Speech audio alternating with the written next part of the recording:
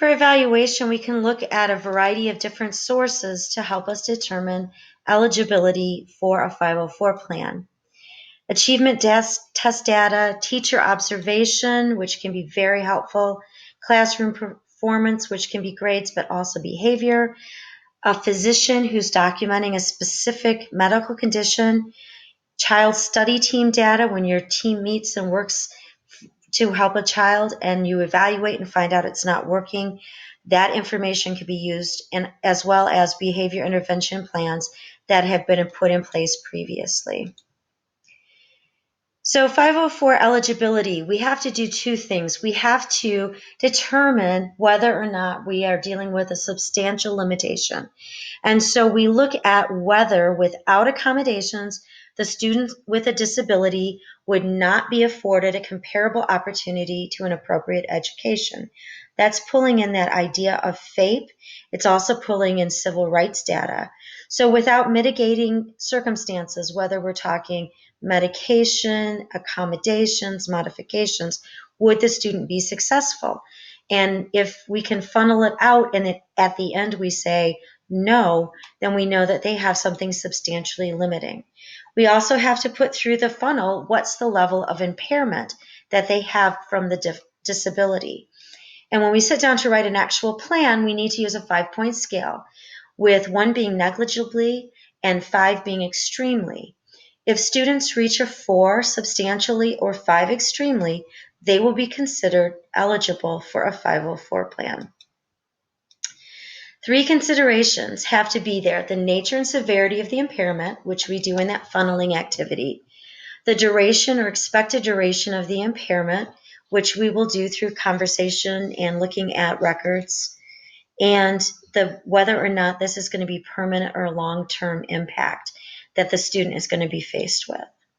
So we can offer a variety of accommodations, and the accommodations for 504 plans look very similar to those that you see in an IEP. The difference is that these are all going to happen in the general education environment. And these are very basic accommodations. They can become much more detailed and creative. Every plan is a little bit different. We can modify the environment, give them a quiet place, give them timeouts, give them extended time, give them smaller assignments or a modified assignment. We can give them services or aids for visual and language processing. We can assist with organization. We can intentionally pair with other students. We can break in long assignments into small pieces and give them a little bit at a time. And we can also repeat instructions and give them to individual students. We're working towards the least restrictive environment in everything we do.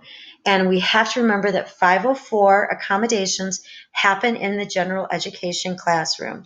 And 504 plans are not special education plans, but they're ways for students to access the same education that their peers have. General education in all cases is the least restrictive environment and is appropriate for 504s. Parents have a lot of rights in terms of what they have access to and what they have abilities to do in terms of appeals. And these are very similar to the types of rights that we see in IEPs. What a 504 plan isn't something that's a get out of free card, get out of certain subjects free card that students can have. We have personal curriculums if we need to modify the curriculum for students. It doesn't guarantee a certain level of grade. We recently had a mother who wanted to include students retaking all tests until they get an A as part of a 504 plan. And it isn't something that is extended indefinitely. It's something that can go away when students no longer need it. This is a chart that just compares IDEA and 504 plans, and it is a nice reference when you're looking for what the differences are between the two. We're going to look at 4 quick case studies and talk about these. and determine whether or not the student would be eligible for a 504 plan. So our student was medically diagnosed with an anxiety disorder, and she has times of irritability, mood swings, difficulty with the noises other people make, and she has a hard time sleeping. Over the first semester, she had behavioral and absentee issues, and she didn't finish her homework. Should she be considered for a plan? The first question we need to ask is, does she have a physical or mental impairment which substantially limits one or more major life activities? And anxiety disorder can be a very crippling thing. So we could answer yes to that. What's the severity or duration of the impairment? Right now, it's pretty significant. And it probably will last for a while, if not permanently.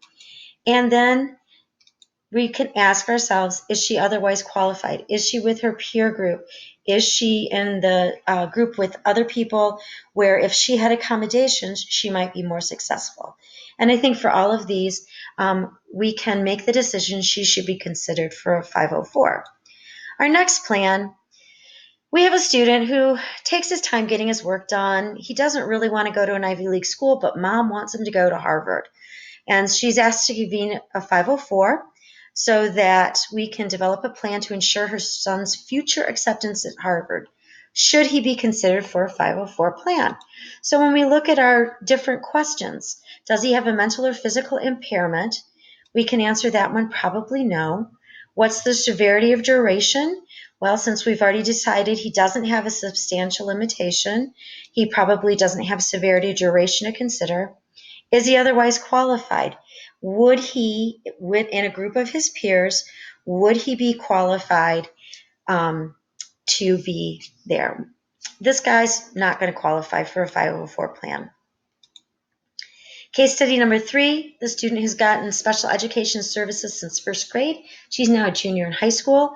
She has a specific disability, learning disability in math, and she no longer qualifies for IEP. So this is great. It means that she's made real progress. Should she be considered for a 504 plan? Well, if we look at this, does she have a physical or mental impairment which limits one or more major life activities? Well, she has got a specific learning disability, which has been mitigated, but it still is there. What's the severity or duration of the impairment? It's probably going to be there forever. And is she otherwise qualified? And yes, she's always been involved in the general ed setting. So she would qualify for a 504 consideration. The last one, we have a daredevil who's jumping on his snowboard. He misses landing. He shatters his ankle. He's going to be out of school for 16 weeks minimum. And 8 weeks of that will be in a wheelchair, and 8 weeks will be on crutches or a walker. And he may have to have more surgery. So should he be considered? So does he have a physical or mental impairment? Hopefully you're recognizing that he has a physical impairment. What is the severity or duration? Well, we know it's at least 4 months in duration, and it's significant. And is he otherwise qualified? Is he with his peers, and he needs his accommodations to make himself equal to others? And the answer to that is yes. So he would be a case for a 504 consideration. So at this point, I've introduced everything I plan to introduce. We've looked at some case studies. We've looked at the history and the main components of 504 law. I'd be happy to entertain any questions that you have.